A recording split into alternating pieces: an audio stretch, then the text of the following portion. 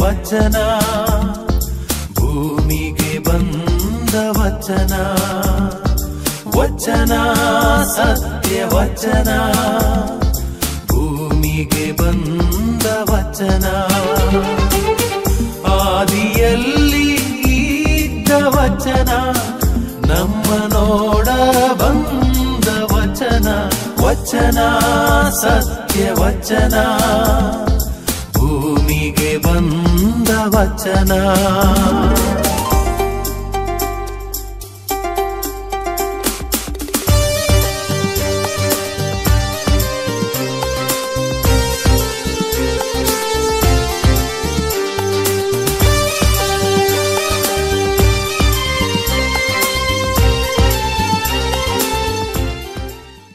ಪಿತನ ಮತ್ತು ಸುತನ ಮತ್ತು ಪವಿತ್ರ ಆತ್ಮರ ನಾಮದಲ್ಲಿ ಆಮೆನ್. ಪ್ರಿಯರೇ, ದೇವರ ವಾಕ್ಯವು ಜೀವಂತವಾದುದು, ಕ್ರಿಯಾತ್ಮಕವಾದುದು ಹಾಗೂ ಸತ್ಯವಾದುದು. ಎಂತಹ ಇಬ್ಬಾಯಿ ಕತ್ತಿಗಿಂತ ಹರಿತವಾದುದು. ಇಬ್ರಿಯರಿಗೆ ಬರೆದ ಪತ್ರ ಅಧ್ಯಾಯ 4:12 ವಾಕ್ಯ ಓದಿ ನೋಡಿದರೆ ದೇವರ ವಾಕ್ಯ ಏನಾಗಿದೆ ಎಂಬುದರ ಬಗ್ಗೆ ಅಲ್ಲಿ ಬರೆದಿದೆ. ಆದ್ದರಿಂದ ಇದೇ ವಾಕ್ಯವನ್ನು ಆಲಿಸಲು ನಾವು ನಮ್ಮನ್ನೇ ಸಿದ್ಧಪಡಿಸೋಣ. ಯಾಕೋಬನು ಬರೆದ ಪತ್ರ ಅಧ್ಯಾಯ 1 ವಾಕ್ಯಗಳು 2. ಯಾಕೋಬನು ಬರೆದ ಪತ್ರ ಅಧ್ಯಾಯ 1 ವಾಕ್ಯಗಳು 2. ನನ್ನ ಪ್ರಿಯ ಸಹೋದರರೇ, ನಿಮಗೆ ವಿವಿಧ ಸಂಕಟ ಶೋಧನೆಗಳು ಬಂದೊದಗಿದಾಗ ಅವುಗಳನ್ನು ಸಂತೋಷದಿಂದ ಸಹಿಸಿಕೊಳ್ಳಿ. ಇವು ನಿಮ್ಮ ವಿಶ್ವಾಸವನ್ನು ಹೊರಗೆ ಹಚ್ಚಿ ನಿಮ್ಮನ್ನು ದೃಢಪಡಿಸುತ್ತವೆ, ನಿಮ್ಮನ್ನು ಸಹನಶೀಲರನ್ನಾಗಿ ಮಾಡುತ್ತದೆ. ಈ ಸಹನೆ ಸಿದ್ಧಿಗೆ ಬಂದಾಗ ನೀವು ಯಾವ ಕುಂದುಕೊರತೆ ಇಲ್ಲದೆ ಪರಿಪೂರ್ಣರು, ಸರ್ವಗುಣ ಸಂಪನ್ನರೂ ಆಗುತ್ತೀರಿ. ನಿಮ್ಮಲ್ಲಿ ಯಾರಿಗಾದರೂ ಜ್ಞಾನದ ಕೊರತೆ ಇದ್ದರೆ ಅಂಥವನು ದೇವರಲ್ಲಿ ಬೇಡಿಕೊಳ್ಳಲಿ. ಯಾರನ್ನೂ ತಿರಸ್ಕರಿಸದೆ ಎಲ್ಲರಿಗೂ ಯಥೇಚ್ಛವಾಗಿ ನೀಡುವ ದೇವರು ಅವನಿಗೆ ಜ್ಞಾನವನ್ನು ದಯಪಾಲಿಸುತ್ತಾರೆ. ಆದರೆ ಬೇಡುವವನು ವಿಶ್ವಾಸದಿಂದ ಬೇಡಲು, ಸಂಶಯಕ್ಕೆ ಎಡೆ ಕೊಡದಿರಲಿ. ಸಂಶಯಕ್ಕೀಡಾಗುವವನ ಪರಿಸ್ಥಿತಿಯಾದರೂ ಬಿರುಗಾಳಿಯ ಬಡಿತಕ್ಕೆ ಸಿಕ್ಕಿದ ಸಮುದ್ರದ ಅಲೆಯಂತೆ. ಅಂಥವನು ಚಂಚಲ ಚಿತ್ತನೂ ಆಚಾರ ವಿಚಾರಗಳಲ್ಲಿ ಅಸ್ಥಿರ ಮನಸ್ಸುಳ್ಳವನು. ಆದ್ದರಿಂದ ಅವನು ಪ್ರಭುವಿನಿಂದ ಏನನ್ನಾದರೂ ಪಡೆಯುತ್ತೇನೆಂದು ಭಾವಿಸದಿರನು.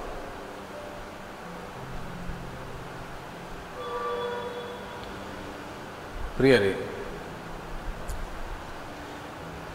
ನಿಮಗೆ ವಿವಿಧ ಸಂಕಟ ಶೋಧನೆಗಳು ಬಂದೊದಗಿದಾಗ ಅವುಗಳನ್ನು ಸಂತೋಷದಿಂದ ಸಹಿಸಿಕೊಳ್ಳಿ. ನಿಜವಾಗಿ ಅವರು ಆನಂದದಿಂದ ಅಂತ ಇರಬೇಕು. ಯಾಕೆಂದರೆ ಆನಂದ ಎಂಬುದು ಸಂತೋಷಕ್ಕಿಂತ ಮೇಲ್ಪಟ್ಟದ್ದು. ಸಂತೋಷ ಎಂಬುದು ತಾತ್ಕಾಲಿಕ, ಆನಂದ ಎಂಬುದು ಸದಾ ಬಾಳುವಂಥದ್ದು.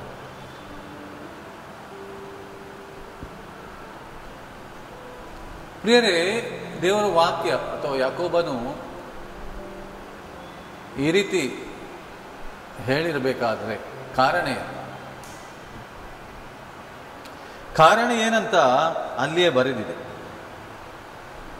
ಇವು ನಿಮ್ಮ ವಿಶ್ವಾಸವನ್ನು ಹೊರಗೆ ಹಚ್ಚಿ ನಿಮ್ಮನ್ನು ದೃಢಪಡಿಸುತ್ತವೆ, ನಿಮ್ಮನ್ನು ಸಹನಶೀಲರನ್ನಾಗಿ ಮಾಡುತ್ತದೆ. ಈ ಸಹನೆ ಸಿದ್ಧಿಗೆ ಬಂದಾಗ ನೀವು ಯಾವ ಕುಂದುಕೊರತೆ ಇಲ್ಲದೆ ಪರಿಪೂರ್ಣರು, ಸರ್ವಗುಣ ಸಂಪನ್ನರೂ ಆಗುತ್ತೀರಿ. ಪ್ರಶ್ನೆ ಒಂದು ಮೂಡಬಹುದು ಪ್ರಿಯರೇ, ಹಾಗಾದರೆ ದೇವರು ನಮಗೆ ಕಷ್ಟ ಕೊಡುತ್ತಾರಾ? ದೇವರು ನಮಗೆ ಸಮಸ್ಯೆ ಕೊಡುತ್ತಾರಾ? ದೇವರು ನಮಗೆ ಕಾಯಿಲೆ ಕೊಡುತ್ತಾರಾ? ದೇವರು ನಿಮಗೆ ಬಡತನ ಕೊಡುತ್ತಾರ? ದೇವರು ನಮಗೆ ಶಾಪ ಕೊಡುತ್ತಾರ? ದೇವರು ನಮಗೆ ಸೋಲನ್ನು ಕೊಡುತ್ತಾರೆ? ಈ ರೀತಿಯ ಪ್ರಶ್ನೆ ಬರ್ಬೋದು. ಯಾಕಂದರೆ ನಾನಾ ರೀತಿಯ ಕಷ್ಟಗಳು ಬಂದೊದಗಿದಾಗ ಆನಂದದಿಂದ ಅದನ್ನು ಸಹಿಸಿಕೊಳ್ಳಿ ಅಂತ ದೇವರ ವಾಕ್ಯ. ಪ್ರಿಯರೇ, ಒಂದು ವಿಷಯವನ್ನು ನಾವು ಅರ್ಥ ಮಾಡಿಕೊಳ್ಬೇಕು, ಯಾವುದೇ ಕಷ್ಟ ಸಂಕಷ್ಟ ದೇವರಿಂದ ಬರುವುದಿಲ್ಲ. ಯಾಕಂದರೆ ಇಷ್ಟೇ ಅರ್ಥ ಮಾಡಿಕೊಳ್ಳಿ, ಯೇಸು ಕ್ರಿಸ್ತರ ಮುಖಾಂತರ ನಮಗೆ ದೇವರು ಈಗ ತಂದೆಯಾಗಿದ್ದಾರೆ. ಯೇಸು ಕ್ರಿಸ್ತರ ಮುಖಾಂತರ, ಯೇಸು ಕ್ರಿಸ್ತರನ್ನು ವಿಶ್ವಾಸಿಸುವವರಿಗೆ ದೇವರು ತಂದೆ.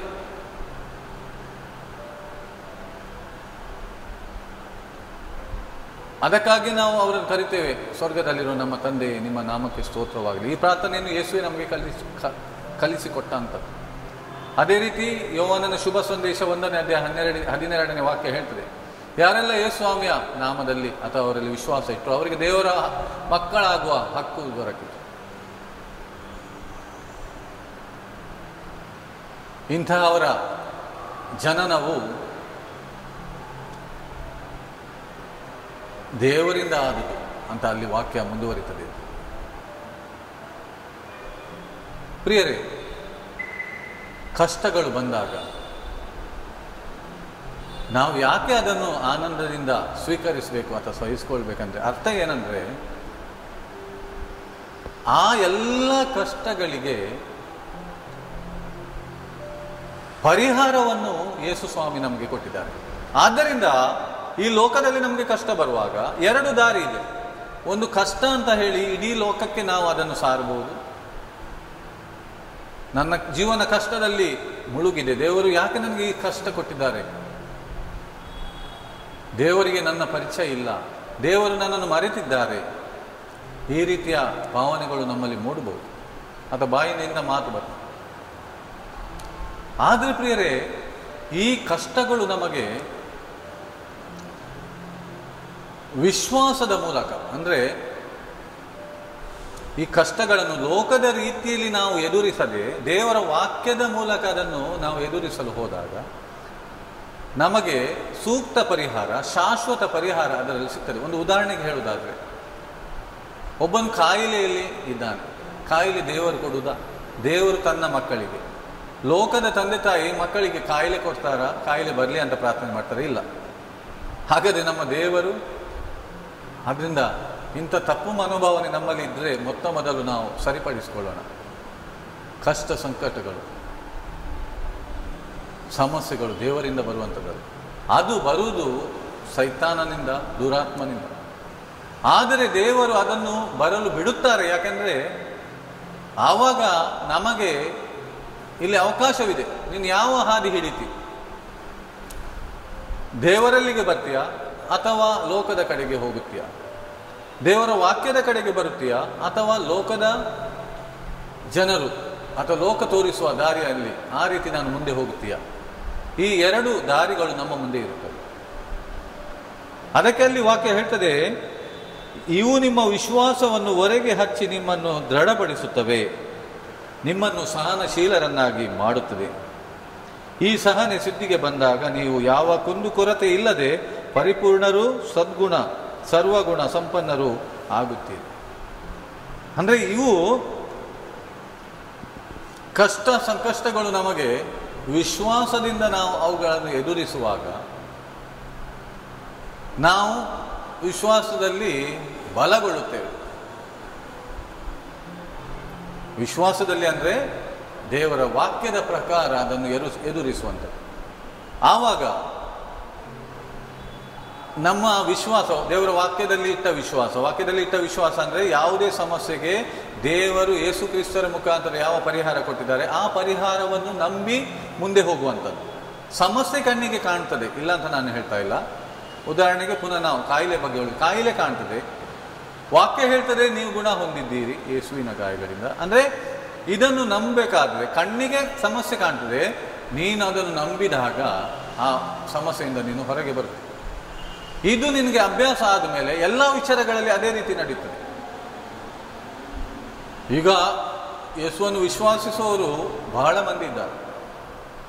ಆದರೆ ಅವರ ಬಾಯಿಂದ ನುಡಿ ಕೇಳುವುದೇನು? ಸಮಸ್ಯೆಯ ಬಗ್ಗೆ ಮಾತ್ರ. ಹೆಚ್ಚಾಗಿ ಹೇಗಿದ್ರಿ ಅಂತ ಕೇಳಿದರೆ ಅಲ್ಲಿಂದ ಇದ್ದೇವೆ, ಅಲ್ಲಿಂದ ಅಲ್ಲಿಗೆ. ಮತ್ತೆ ಸೊಂಟ ನೋವು, ಬೆನ್ನು ನೋವು, ಕಾಲು ನೋವು, ಎಲ್ಲ ನೋವೇ. ನಾನು ಆರೋಗ್ಯವಾಗಿದ್ದೇನೆ, ನಾನು ಬಹಳ ಆನಂದದಲ್ಲಿದ್ದೇನೆ, ದೇವರು ನನಗೆ ಒಳ್ಳೆ ಆರೋಗ್ಯ ಕೊಟ್ಟಿದ್ದಾರೆ, ನಾನು ಶಾಂತಿ ಸಮಾಧಾನದಲ್ಲಿ ಜೀವಿಸ್ತಾ ಇದ್ದೇನೆ. ಇಂಥ ಮಾತು ಕೇಳಲಿಕ್ಕೆ ಬರುವುದು ಬಹಳ ಕಡಿಮೆ. ಕಾರಣ ಏನು? ಅವರು ವಿಶ್ವಾಸದ ನುಡಿಗಳನ್ನು ನುಡಿಯುವುದರ ಬದಲು ತಮಗೆ ಏನು ಅನ್ನಿಸುತ್ತದೆ ಅದನ್ನೇ ನುಡಿತಾರೆ. ವಿಶ್ವಾಸ ಅಂದರೆ ಹಿಬ್ರಿಯ 11:1 ಓದಿ ನೋಡಿ, ನಿಮಗೆ ತಿಳಿತದೆ. ಕಣ್ಣಿಗೆ ಕಾಣದಿರುವ ವಿಷಯಗಳ ಬಗ್ಗೆ ನಮಗಿರುವ ದೃಢ ನಂಬಿಕೆ, ಡೌಟೇ ಇಲ್ಲ. ಕಣ್ಣಿಗೆ ಕಾಣುವುದಿಲ್ಲ, ಆದರೆ ವಾಕ್ಯದಲ್ಲಿ ಬರೆದಿದೆ, ನಾನು ನಂಬ್ತೇನೆ, ನಂಬಿ ಅದನ್ನು ನಾನು ಪಡೆಯುತ್ತೇನೆ. ಇದಕ್ಕೆ ಹೇಳುವುದು ವಿಶ್ವಾಸ. ಅದರಿಂದ ಹಿಬ್ರಿಯ 11:1 ವಿಶ್ವಾಸದ ಬಗ್ಗೆ ಬರೆದಿದೆ, ನೀವು ಕೂಡ ಅದನ್ನು ಓದಿ ನೋಡಿ. 11:6 ಬರೆದಿದೆ, ವಿಶ್ವಾಸದಿಂದ ಅಲ್ಲದೆ ಯಾರು ಕೂಡ ದೇವರನ್ನು ಮೆಚ್ಚಿಸಲು ಸಾಧ್ಯ ಇಲ್ಲ. ಮತ್ತೆ ಅಲ್ಲಿ ಉದಾಹರಣೆ ಕೊಟ್ಟಿದೆ ಅಬ್ರಹಾಮನದ್ದು, ಮತ್ತೆ ಎಲ್ಲ ಹಳೆ ಒಡಂಬಡಿಕೆಯಲ್ಲಿ ವಿಶ್ವಾಸದಿಂದ ಆ ಜನರು, ಮೋಶೆ ಇರ್ಬೋದು, ಅಬ್ರಹಾಮ ಇರ್ಬೋದು, ಸಾರಾ ಇರ್ಬೋದು, ಯಾರೇ ಆ ಮಹಾನ್ ವ್ಯಕ್ತಿಗಳ ಉದಾಹರಣೆಯನ್ನು ಅಲ್ಲಿ ಕೊಟ್ಟಿದೆ. ಅವರು ವಿಶ್ವಾಸದಿಂದ ಏನೆಲ್ಲ ಅವರ ಜೀವನದಲ್ಲಿ ಅದ್ಭುತ ನಡೆಯಿತು. ಅದಕ್ಕಾಗಿ ಅಬ್ರಹಾಮನಿಗೆ ವಿಶ್ವಾಸದ ಪಿತಾಮಹ ಅಂತ ಕರೀತಾರೆ.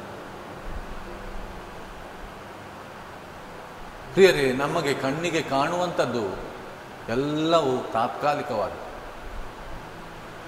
2 ಕೊರಿಂಥ್ಯ 4:18 ವಾಕ್ಯ ಓದಿ ನೋಡಿ. ಸಂತ ಪೌಲರು ಹೇಳ್ತಾರೆ, ಕಣ್ಣಿಗೆ ಕಾಣುವಂಥ ವಿಷಯಗಳ ಮೇಲೆ ನಾವು ನಮ್ಮ ಧ್ಯಾನವನ್ನು ಹರಿಸುವುದಿಲ್ಲ, ಅಗೋಚರವಾದ ವಿಷಯಗಳ ಬಗ್ಗೆ ನಾವು ಧ್ಯಾನಿಸುತ್ತೇವೆ. ಯಾಕೆಂದರೆ ಕಣ್ಣಿಗೆ ಕಾಣುವಂಥವುಗಳೆಲ್ಲವೂ ತಾತ್ಕಾಲಿಕವಾದವುಗಳು, ಕಾಣದಿರುವಂಥವುಗಳು ಶಾಶ್ವತವಾದವುಗಳು. ಕಾಣದಿರುವಂಥವುಗಳು ಯಾವುದು? ಬೈಬಲ್ನಲ್ಲಿ ಬರೆದಿರುವಂಥ ವಿಷಯಗಳು. ಕಣ್ಣಿಗೆ ಕಾಣುವುದಿಲ್ಲ, ಅವು ವಿಷಯಗಳು ಶಾಶ್ವತವಾದವುಗಳು. ಕಣ್ಣಿಗೆ ಕಾಣುವ ವಿಷಯಗಳು ನಾವು ಶಾಶ್ವತ ಎಂದು ಎಣಿಸ್ತೇವೆ. ಸರಿಯಾಗಿ ನಾವು ಆಲೋಚಿಸುವ ರೀತಿ ದೇವರ ವಾಕ್ಯಕ್ಕೆ ವಿರೋಧವಾಗಿದೆ.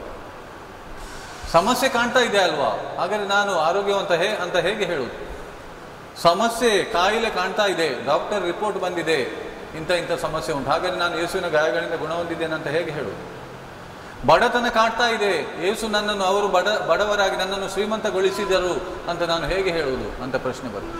ಅದೇ ಪ್ರಿಯರೇ, ಇದೇ ಸಮಸ್ಯೆ ಅಂದರೆ ಕಣ್ಣಿಗೆ ನಿನಗೆ ಸಮಸ್ಯೆ ಕಾಣುತ್ತದೆ, ನೀನು ವಿಶ್ವಾಸವನ್ನು ನಿವೇದಿಸಿ. ವಿಶ್ವಾಸ ಯೇಸು ಮಾಡಿ ಮುಗಿಸಿದ ವಿಷಯಗಳಲ್ಲಿ. ಯೇಸು ತಾವು ಬಡವರಾಗಿ ನಿನ್ನನ್ನು ಶ್ರೀಮಂತಗೊಳಿಸಿದ್ದಾರೆ, ಇದನ್ನು ನೀನು ವಿಶ್ವಾಸಿಸಿ. ಅದರ ಬದಲು ನಾನು ಬಡವ, ನನ್ನಲ್ಲಿ ಹಣ ಇಲ್ಲ, ನನ್ನ ಮಕ್ಕಳು ಬಡವರು, ನಾನು ಬಡ ಕುಟುಂಬದಿಂದ ಬಂದವನು, ಇದನ್ನೇ ನಿವೇದಿಸುವಾಗ ನಿನ್ನ ಜೀವನದಲ್ಲಿ ಮತ್ತೆ ಅದನ್ನೇ ನೋಡಲಿಕ್ಕೆ ಕಾರಣ ಆಗ್ತದೆ. ಯಾಕಂದರೆ ನೀನು ಅಂದೇ ಬೀಜವನ್ನು ಬಿತ್ತುತ್ತಾ ಇದ್ದಿ. ಅಂದರೆ ಒಂದು ನುಡಿ, ನಾವು ಆಡುವ ಒಂದು ನುಡಿ ಒಂದು ಬೀಜದ ಹಾಗೆ. ಯಾವ ಬೀಜವನ್ನು ನೀನು ಬಿತ್ತುತ್ತಿ ಅದನ್ನೇ ನೀನು ಅದರ ಫಲವನ್ನೇ ಅನುಭವಿಸ್ತು. ದೇವರ ವಾಕ್ಯ ಎಂಬ ಬೀಜವನ್ನು ಬಿತ್ತಿದಾಗ ಆ ವಾಕ್ಯ ಎಂಬ ಬೀಜ ಮೊಳೆತು ಗಿಡವಾಗಿ, ಸಸಿಯಾಗಿ, ಗಿಡವಾಗಿ ಅದು ನಮಗೆ ಫಲ ಕೊಡ್ತದೆ. ಆದ್ದರಿಂದ ಸಮಸ್ಯೆ ಜೀವನದಲ್ಲಿ ಬರ್ಬೋದು, ನೀನು ಅದನ್ನೇ ನುಡಿತಾ ಇದ್ದೀಯಾ? ಅಥವಾ ಯೇಸು ಈ ಎಲ್ಲ ಸಮಸ್ಯೆ ಅಥವಾ ವಿಷಯಗಳ ಮೇಲೆ ಹೇಗೆ ಅವರು ಜಯ ಹೊಂದಿದ್ದಾರೆ, ಅದನ್ನು ಜಯ ಹೊಂದಿ ಆ ಜಯವನ್ನು ನಮಗೆ ಅವರು ಹೇಗೆ ಕೊಟ್ಟಿದ್ದಾರೆ ಎಂಬುದನ್ನು ಬೈಬಲ್ನಲ್ಲಿ ಬರೆದಿದೆ. ಆ ಒಂದೊಂದೇ ವಿಷಯಗಳ ಬಗ್ಗೆ ನಾನು ಅರಿತುಕೊಂಡಾಗ ನಾನು ಸಮಸ್ಯೆ ಮಾತನಾಡುವುದಿಲ್ಲ, ನಾನು ಪರಿಹಾರ ಮಾತನಾಡ್ತೇನೆ. ಪರಿಹಾರ ಅಂದರೆ ದೇವರ ವಾಕ್ಯದಲ್ಲಿ ಬರೆದ ಪರಿಹಾರ. ಆವಾಗ ಪ್ರಿಯರೇ, ನಮ್ಮ ಜೀವನ ಒಂದು ಸಂಪೂರ್ಣ ಜೀವನವಾಗಿದೆ. ಇವತ್ತು ಜಗತ್ತಿನಲ್ಲಿ ನಾವು ನೋಡ್ತೇವೆ, ಜನರು ಪರಿಹಾರ ಮಾತನಾಡುವುದಕ್ಕಿಂತ ಸಮಸ್ಯೆ ಮಾತನಾಡುವುದು ಜಾಸ್ತಿ ಕಾಣ್ತಾ ಇದೆ. ಆರೋಗ್ಯ ಮಾತನಾಡುವುದಕ್ಕಿಂತ ಕಾಯಿಲೆ ಬಗ್ಗೆ ಮಾತನಾಡುವುದು ಜಾಸ್ತಿ ಆಗಿದೆ. ದೇವರು ಅವರನ್ನು ಎಲ್ಲ ದುರಾತ್ಮನ ಶಕ್ತಿಯಿಂದ ಬಿಡುಗಡೆಗೊಳಿಸಿದ್ದಾರೆ ಎಂಬುದನ್ನು ನಂಬುವುದರ ಬದಲು ಅವರಿಗೆ ಆ ದುರಾತ್ಮ ಕಾಡ್ತಾ ಇದ್ದಾನೆ, ದೆವ್ವ ಕಾಡ್ತಾ ಇದ್ದಾನೆ, ಅವನ ತೊಂದರೆ ಇದೆ ಅಂತ ಈ ರೀತಿ ಆಲೋಚಿಸುವವರಿದ್ದಾರೆ. ಪ್ರಿಯರೇ, ಯೇಸು ಸ್ಪಷ್ಟವಾಗಿ ಮತ್ತಾಯ ಶುಭ ಸಂದೇಶ 11ನೇ ಅಧ್ಯಾಯ 28 ವಾಕ್ಯ ನಮಗೆ ತಿಳಿದಿದೆ. ದುಡಿದು ಭಾರ ಹೊತ್ತು ಬಾಳಲಿ ಬೆಂಡಾದ ಸರ್ವ ಜನರೇ ನನ್ನ ಬಳಿಗೆ ಬನ್ನಿರಿ, ನಾನು ನಿಮಗೆ ವಿಶ್ರಾಂತಿ ಕೊಡುತ್ತೇನೆ. ಯಾಕೆಂದರೆ ಪ್ರಿಯರೇ, ಯೇಸು ನಮಗೆ ಪರಿಹಾರ ಕೊಟ್ಟದ್ದು ಕೇವಲ ಒಂದು ಅವರ ಬಾಯಿಂದ ಒಂದು ಆಡುವ ನುಡಿಯಿಂದ ಅಲ್ಲ. ಅದಕ್ಕೆ ಪ್ರತಿಯೊಂದಕ್ಕೂ ಅವರು ಪರಿಹಾರ ಬಲಿಯಾಗಿ ಅವರು ಆ ಸಮಸ್ಯೆಯಿಂದ ನಮಗೆ ಪಾರು ಮಾಡಿದ್ದಾರೆ. ಶಾಪ ಎಂಬುದಿತ್ತು, ಆದರೆ ಯೇಸು ಶಾಪಗ್ರಸ್ತರಾಗಿ ನಮಗೆ ಶಾಪದಿಂದ ಬಿಡುಗಡೆ ಕೊಟ್ಟರು. ಬಡತನ ಎಂಬುದು ಮಾನವ ದೇವರ ಆಜ್ಞೆಯನ್ನು ಉಲ್ಲಂಘಿಸಿದಾಗ ಈ ಬಡತನ, ಶಾಪ, ಕಾಯಿಲೆ ಎಂಬುದೆಲ್ಲ ಬಂತು, ಇಲ್ಲ ಅಂತ ನಾನು ಹೇಳ್ತಾ ಇಲ್ಲ. ಆದರೆ ಇದರಿಂದ ನಮಗೆ ಬಿಡುಗಡೆಗೊಳಿಸಲು, ಆ ಮೊದಲನೇ ಆದಾಮನಿಂದ ಬಂದ ಸಮಸ್ಯೆಗಳಿಂದ ನಮಗೆ ಬಿಡುಗಡೆಗೊಳಿಸಲು ಕೊನೆಯ ಆದಾಮನಾಗಿರೋ ಯೇಸು ಅವರು ಬಡವರಾಗಿ ನಮ್ಮನ್ನು ಶ್ರೀಮಂತಗೊಳಿಸಿದರು. ಅವರು ಶಾಪಗ್ರಸ್ತರಾಗಿ ನಮಗೆ ಶಾಪದಿಂದ ಬಿಡುಗಡೆಗೊಳಿಸಿದರು. ಅವರು ನಮ್ಮೆಲ್ಲ ಕಾಯಿಲೆ ರೋಗಗಳನ್ನು ಅವರ ಮೇಲೆ ಹೊತ್ತುಕೊಂಡು ನಮ್ಮನ್ನು ಅವರು ಗುಣಪಡಿಸಿದರು, ಗಾಯಗೊಂಡು. ಅವರು ಎಲ್ಲ ರೀತಿಯಲ್ಲಿ ನಮಗೆ ಸಿಗಬೇಕಾದ ಶಿಕ್ಷೆಯನ್ನು, ಆ ಪೆಟ್ಟನ್ನು ಅವರು ತಿಂದು ಅವರು ಗಾಯಗೊಂಡು ನಮಗೆ ಅವರ ಗಾಯಗಳಿಂದ ಗುಣಪಡಿಸಿದರು. ಅದಕ್ಕೆ ಯೆಶಾಯ 53ನೇ ಅಧ್ಯಾಯ 5ನೇ ವಾಕ್ಯದಲ್ಲಿ ಸ್ಪಷ್ಟವಾಗಿ ಬರೆದಿದೆ, ನಮಗೋಸ್ಕರ ಅವರು ಗಾಯಗೊಂಡು, ನಮ್ಮ ದ್ರೋಹಗಳ ನಿಮಿತ್ತ ಅವರು ಕಷ್ಟಕ್ಕೆ ಒಳಗಾದರು, ಅವರ ಗಾಯಗಳಿಂದ ನಿಮಗೆ ಗುಣವಾಯಿತು ಅಂತ ಹಳೆ ಒಡಂಬಡಿಕೆಯಲ್ಲಿ ಕೂಡ ಬರೆದಿದೆ. ಪ್ರತಿಯೊಂದು ವಿಷಯ ಯೇಸು ಸ್ವರ್ಗ ಸಾಮ್ರಾಜ್ಯವನ್ನು ಬಿಟ್ಟು ಇಹಲೋಕಕ್ಕೆ ಬಂದು ಆ ಒಂದು ರೀತಿಯಲ್ಲಿ ಜೀವಿಸಿದ್ದು, ಆ ರೀತಿಯಲ್ಲಿ ಕಷ್ಟಪಟ್ಟು ಘೋರ ಯಾತನೆ ಪಟ್ಟು ಮರಣ ಹೊಂದಿದ್ದು ಎಲ್ಲ ನಮ್ಮ ಬದಲಿಗಾಗಿ. ಇದನ್ನು ನಾವು ಮೊದಲು ಅರ್ಥ ಮಾಡಿಕೊಂಡು, ಆದ್ದರಿಂದ ನನ್ನ ಬಗ್ಗೆ ನಿಜವಾಗಿ ಕಾಳಜಿ ಇದ್ದ ಒಬ್ಬರೇ ಒಬ್ಬ ವ್ಯಕ್ತಿ ಅಂದರೆ ಆ ದೇವರು ಕಳಿಸಿಕೊಟ್ಟ ಯೇಸು ಕ್ರಿಸ್ತ. ಅದಕ್ಕೆ ಯೇಸುವಿಗೆ 12 ಮಂದಿ ಶಿಷ್ಯರು ಇದ್ದರು. ಅದರಲ್ಲಿ ಯೋಹಾನ ಹೇಳ್ತಾನೆ, ನಾನು ಯೇಸುವಿಗೆ ಪ್ರೀತಿಯ ಶಿಷ್ಯನಾಗಿದ್ದೇನೆ, ನಾನು ಯೇಸುವಿಗೆ ಪ್ರೀತಿಯ ಶಿಷ್ಯನು ಅಂತ. ಯೇಸು ಕರೆದದಲ್ಲ, ಅವನೇ ಹೇಳಿಕೊಳ್ತಿದ್ದ, ನಾನು ಯೇಸುವಿಗೆ ಬಹಳ ಪ್ರಿಯನಾದವ. ನಾವು ಕೂಡ ಪ್ರಿಯರೇ ಅದೇ ರೀತಿ ಹೇಳಿಕೊಳ್ಬೇಕು, ಯೇಸುವಿಗೆ ನಾನು ಬಹಳ ಪ್ರೀತಿಯ ಶಿಷ್ಯ. ಯಾಕೆಂದರೆ ಅವರ ಪ್ರೀತಿಯಲ್ಲಿ ಮೋಸ ಇಲ್ಲ. ಯೇಸುವಿನ ಪ್ರೀತಿಯಲ್ಲಿ, ಯೇಸುವಿನ ಪ್ರೀತಿ ವಂಚಿಸುವಂಥ ಪ್ರೀತಿ ಅಲ್ಲ. ಅದು ಇವತ್ತು ಇದೆ, ನಾಳೆ ಇದೆ, ನಾಳೆ ಇಲ್ಲ ಅಂತಲ್ಲ, ಅದು ಶಾಶ್ವತ ಪ್ರೀತಿ. ಅವರು ನಮ್ಮನ್ನು ಶಾಶ್ವತವಾಗಿ ಪ್ರೀತಿಸಿದ್ದಾರೆ. ಇಡೀ ಮಾನವ ಕುಲವನ್ನು ಯೇಸು ಸ್ವಾಮಿ ಶಾಶ್ವತವಾಗಿ ಪ್ರೀತಿಸಿದ್ದಾರೆ. ಶಾಶ್ವತ, ಅದು ನಿನ್ನೆ ಇವತ್ತು ನಾಳೆ ಒಂದೇ ರೀತಿ. ಅದು ಆದ್ದರಿಂದ ನಾವು ಎಣಿಸುವುದು ಬೇಡ, ನನ್ನ ಬಗ್ಗೆ ಯೇಸುವಿಗೆ ಪರಿಚಯ ಇದೆಯಾ, ನನಗೋಸ್ಕರ ಕೂಡ ದೇವರು ಯೇಸುವನ್ನು ಕಳಿಸಿದ್ರ. ಖಂಡಿತವಾಗಿಯೂ ನಮ್ಮಲ್ಲಿ ಕೊರತೆಗಳು, ನ್ಯೂನತೆಗಳು ಕಾಣಬಹುದು. ಅದು ನಮ್ಮಲ್ಲಿ ಇದೆ ಅಂತ ನಾವು ಎಣಿಸುವುದು ಬೇಡ. ನನ್ನನ್ನು ದೇವರು ಪ್ರೀತಿಸ್ತಾ ಇಲ್ಲ, ನನ್ನ ಪರಿಚಯ ದೇವರಿಗಿಲ್ಲ ಅಂತ. ಖಂಡಿತವಾಗಿ ಜಾಸ್ತಿ ಇದೆ. ನಾನು ಈ ರೀತಿ ತಪ್ಪು ತಿಳಿದುಕೊಂಡಿರುವುದರಿಂದ ಅದು ದೇವರ ಪ್ರೀತಿ ನಾನು ಅನುಭವಿಸ್ತಾ ಇಲ್ಲ. ಅದಕ್ಕೆ ಹೋಶೇಯನ ಗ್ರಂಥ 4ನೇ ಅಧ್ಯಾಯ 6ನೇ ವಾಕ್ಯ ಹೇಳ್ತದೆ, ನನ್ನ ಜನರು ನಾಶವಾಗುತ್ತಿರುವುದು ಜ್ಞಾನದ ಕೊರತೆಯಿಂದ. ಅಂದರೆ ಅರ್ಥ ಏನಂದರೆ, ದೇವರ ವಾಕ್ಯದ ಬಗ್ಗೆ ಜ್ಞಾನ ಇಲ್ಲ, ದೇವರ ವಾಕ್ಯದ ಅರಿವಿಲ್ಲ. ಅದಕ್ಕೆ ನಾಶ ಅಂದರೆ ಇದೆ. ನಮಗೆ ರಕ್ಷಣೆಯನ್ನು ಯೇಸು ಕೊಟ್ಟಿದ್ದಾರೆ, ಅದು ನಾವು ಅನುಭವಿಸ್ತಾ ಇಲ್ಲ. ಜ್ಞಾನ ನಮಗೆ ಇಲ್ಲ. ಲೋಕದ ಜ್ಞಾನ ಚೆನ್ನಾಗಿದೆ, ಎಲ್ಲಿ ಏನು ಸಿಗುತ್ತದೆ, ಯಾರು ಏನಾಗಿದ್ದಾರೆ, ಯಾವ ಊರಲ್ಲಿ ಏನಿದೆ, ಯಾವ ಊರಿಗೆ ಹೇಗೆ ಹೋಗಬೇಕು, ಎಲ್ಲ ಅಂದರೆ ಈ ಲೋಕದ ವಿಚಾರ ಸಣ್ಣ ಮಕ್ಕಳಿಗೂ ತಿಳಿದಿದೆ. ಆದರೆ ಪ್ರಿಯರೇ, ವಾಕ್ಯದಲ್ಲಿ ಏನು ಬರೆದಿದೆ, ದೇವರ ವಾಕ್ಯ ಏನು ಹೇಳ್ತದೆ, ಆ ವಾಕ್ಯ ಅಂದರೆ ದೇವರೇ ಆಗಿದ್ದಾರೆ, ಆ ವಾಕ್ಯ ಅಂದರೆ ಯೇಸುವೇ ಆಗಿದ್ದಾರೆ. ಅದಕ್ಕೆ ಯೋಹಾನನ ಶುಭ ಸಂದೇಶ 1ನೇ ಅಧ್ಯಾಯದಿಂದ 1ನೇ ವಾಕ್ಯದಿಂದ ನೋಡಿದರೆ ನಾವು ನೋಡ್ತೇವೆ, ಆದಿಯಲ್ಲಿ ವಾಕ್ಯವಿತ್ತು, ವಾಕ್ಯವು ದೇವರ ಬಳಿ ಇತ್ತು, ವಾಕ್ಯವೇ ದೇವರಾಗಿದ್ದು, ವಾಕ್ಯವೇ ಮನುಜರಾಗಿದ್ದು. ಹಾಗಾದರೆ ಪ್ರಿಯರೇ, ನಮ್ಮ ಜೀವನದಲ್ಲಿ ಕಷ್ಟ ಸಂಕಷ್ಟಗಳು ಬಂದಾಗ ಇದನ್ನು ನಾವು ವಿಶ್ವಾಸದಿಂದ ಎದುರಿಸೋಣ. ಅಂದರೆ ಆ ದೇವರ ವಾಕ್ಯದ ಮುಖಾಂತರ ಅದಕ್ಕೆ ನಾವು ಸ್ಪಂದಿಸೋಣ. ಸಮಸ್ಯೆ ಅಂತ ನಿರಾಶರಾಗುವುದು ಬೇಡ. ಪ್ರತಿಯೊಬ್ಬ ಮಾನವರಿಗೋಸ್ಕರ ಯೇಸು ಎಲ್ಲವನ್ನೂ ಸಹಿಸಿ, ಎಲ್ಲವನ್ನೂ ಅನುಭವಿಸಿ, ಎಲ್ಲವನ್ನು ಮಾಡಿ ಮುಗಿಸಿ ಇಹಲೋಕವನ್ನು ಬಿಟ್ಟು ಸ್ವರ್ಗ ಸಾಮ್ರಾಜ್ಯದ ಬಳಿಗೆ ಹೋಗಿದ್ದಾರೆ. ದೇವರ ಬಲಪಾರ್ಶ್ವದಲ್ಲಿ ಆಸೀನರಾಗಿ ಅಲ್ಲಿಂದಲೂ ಕೂಡ ನಮಗೋಸ್ಕರ ಅವರು ಪ್ರಾರ್ಥಿಸ್ತಾ ಇದ್ದಾರೆ. ಅಷ್ಟು ಪ್ರೀತಿ ಯೇಸು ಕ್ರಿಸ್ತರಿಗೆ ಮಾತ್ರ. ಅವರು ಮಾತ್ರ ನಮ್ಮ ರಕ್ಷಕರು, ಏಕೈಕ ರಕ್ಷಕರು, ನಮ್ಮ ದೇವರು. ನಮಗೆ ಎಲ್ಲ ಕೇಡಿಂದ, ಕಷ್ಟದಿಂದ, ಸಂಕಷ್ಟಗಳಿಂದ ಬಿಡುಗಡೆ ಕೊಡುವವರೆಲ್ಲ, ಕೊಟ್ಟವರು, ನಮಗೆ ರಕ್ಷಣೆ ನೀಡಿದವರು, ಆರೋಗ್ಯವನ್ನು ನೀಡಿದವರು, ಶ್ರೀಮಂತರನ್ನಾಗಿ ಮಾಡಿದವರು, ಶಾಪದಿಂದ ಬಿಡುಗಡೆ ಕೊಟ್ಟವರು, ಪಾಪಕ್ಕೆ ಕ್ಷಮೆಯನ್ನು ನೀಡಿದವರು. ಆದ್ದರಿಂದ ಈ ವಿಷಯಗಳನ್ನು ನಾವು ಧ್ಯಾನಿಸುವಾಗ ನಮ್ಮ ಜೀವನದಲ್ಲಿ ಯಾವುದೇ ಕೇಡು ನಮ್ಮ ಬಳಿ ಬಂದರೂ ಕೂಡ ಅದನ್ನು ನಮ್ಮನ್ನು ಬಿಟ್ಟು ಓಡುತ್ತದೆ. ಯಾಕೆಂದರೆ ನಮಗೆ ಸತ್ಯದ ಅರಿವಿದೆ. ಸತ್ಯ ನಮಗೆ ಬಿಡುಗಡೆ ಕೊಡುವಂಥದ್ದು. ಈ ವಿಷಯಗಳು ನಮಗೆ ಅರ್ಥ ಆಗುವುದಿಲ್ವಾ? ದೇವರಲ್ಲಿ ನಾವು ಜ್ಞಾನಕ್ಕೋಸ್ಕರ ಪ್ರಾರ್ಥಿಸೋಣ. ದೇವರೇ, ನಿಮ್ಮ ಆಲೋಚನೆ, ನಿಮ್ಮ ದಾರಿ, ನಿಮ್ಮ ನುಡಿಗಳು ನನಗೆ ಅರ್ಥ ಆಗುವಂತೆ ಮಾಡಿರಿ. ಪವಿತ್ರಾತ್ಮರೇ, ನನಗೆ ನೀವೇ ನೆರವು ನೀಡಿರಿ.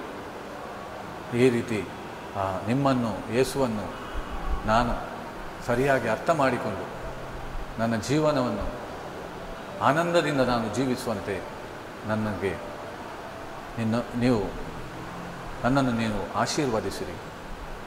ಆ ಆಶೀರ್ವಾದದ ಸುರಿಮಳೆಯನ್ನು ಯೇಸು ಕ್ರಿಸ್ತರ ಮುಖಾಂತರ ನೀವು ನನ್ನ ಮೇಲೆ ಸುರಿಸಿದ್ದೀರಿ. ಆದ್ದರಿಂದ ಆ ಪ್ರತಿಯೊಂದು ಆಶೀರ್ವಾದವನ್ನು ನನ್ನ ಜೀವನದಲ್ಲಿ ಸಂಪೂರ್ಣವಾಗಿ ನಾನು ಅನುಭವಿಸಿ ಜೀವಿಸುವಂತೆ ಮಾಡಿರಿ ಎಂದು ದೀನತೆಯಿಂದ ನಾವು ಪವಿತ್ರಾತ್ಮರಲ್ಲಿ ಬೇಡಿಕೊಳ್ಳೋಣ. ಪವಿತ್ರಾತ್ಮರೇ, ನನಗೆ ನೆರವು ನೀಡಿರಿ ಎಂದು ಪ್ರಾರ್ಥಿಸೋಣ. ಖಂಡಿತವಾಗಿ ಪ್ರಿಯರೇ, ನಮ್ಮ ಜೀವನ ಆನಂದದಿಂದ ತುಂಬಿದ ಜೀವನವಾಗಿರುವುದರಲ್ಲಿ ಸಂದೇಹವಿಲ್ಲ. ಅದೇ ಆಗಲಿ ನಮ್ಮ ಪ್ರತಿಯೊಬ್ಬರ ಜೀವನದಲ್ಲಿ. ಆಮೇನ್.